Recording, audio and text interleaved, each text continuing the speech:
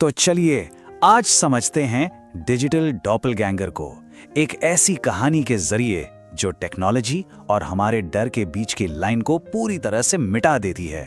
और कहानी शुरू होती है इन डरावने शब्दों से, एक ऐसा लाइन जो सुनते ही माहौल में एक अजीब सा डर घोल देती है। सोचिए, रात का वो पहर, सुबह के 3:07 हो रहे हैं, जब पूरी दुनिया सो रही होती है और अक्सर अजीब चीजें हकीकत बन जाती हैं।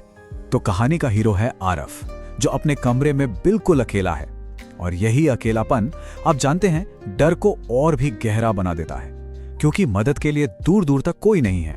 पर सवाल ये है, क्या हो अगर कोई सच में अकेला हो ही ना? क्या हो अगर हमारी डिवाइसेस में ही कोई और मौजूद हो? और बस यहीं से सब कुछ बदलना शुरू होता है। आरफ का फोन, जो उसके कंट्रोल में होना चाहिए था, अचानक खुद ही उसका कैमरा ऑन हो जाता है और स्क्रीन पर साफ साफ लिखा है फ्रंट कैमरा रिकॉर्डिंग। मतलब ये कोई गलती नहीं है, ये जानबूझकर हो रहा है।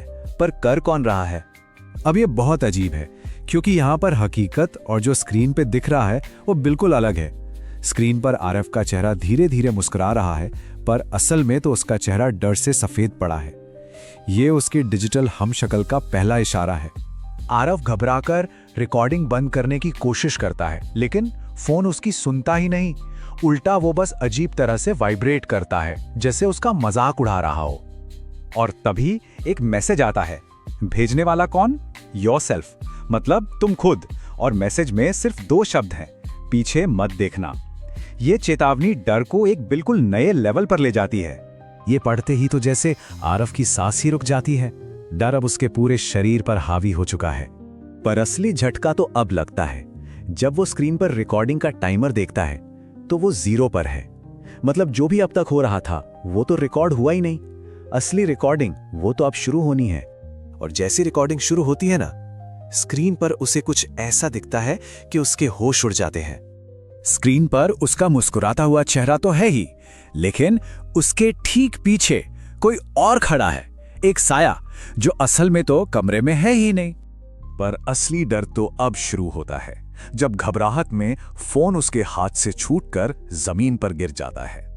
अब देखिए, फोन गिर गया है, पर रिकॉर्डिंग अभी भी चालू है और कैमरा अब फर्श से कमरे को देख रहा है।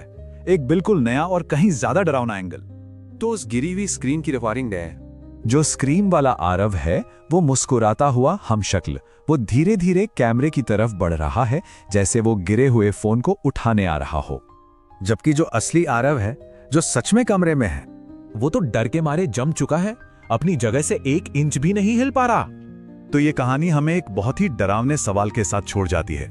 अगर कमरे में मौजूद इंसान अपनी जगह पर जमा हुआ है, तो फिर वो कौन है जो स्क्रीन पर चल रहा है? जरा सोचिए इस बारे में।